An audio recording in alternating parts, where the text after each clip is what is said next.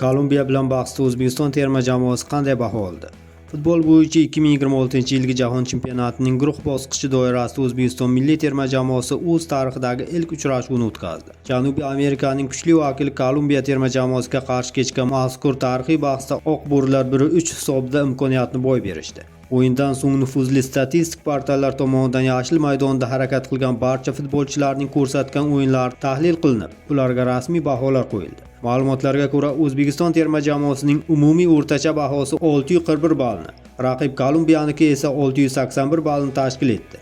Mag'lubiyatga qaramay maydonda o'zining yorqin o'yini va shijoati bilan ajralib turgan yosh yulduz Abbosbek Fayzullayev terma jamoa safida eng yuqori bahoga loyiq ko'rildi. 7,1 ball. Quvonarlisi shundaki, aynan Fayzullayev uchrashuvning ikkinchi bo'limida raqib darvozasini aniq nishonga olib, O'zbekistonning jahon chempionatlari tarixidagi ilk goliga mualliflik qildi va o'z nomini tarixga muhrladi.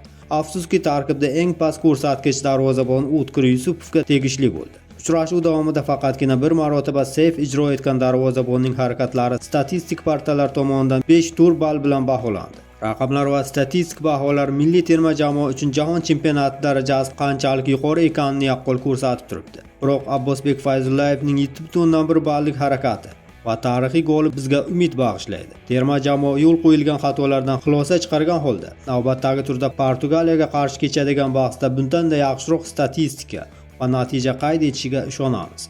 Jahon chempionatining eng qaynoq statistik ma'lumotlari, futbolchilarning eksklyuziv baholari va mundial kundaligini hamisha biz bilan birga kuzatib boring.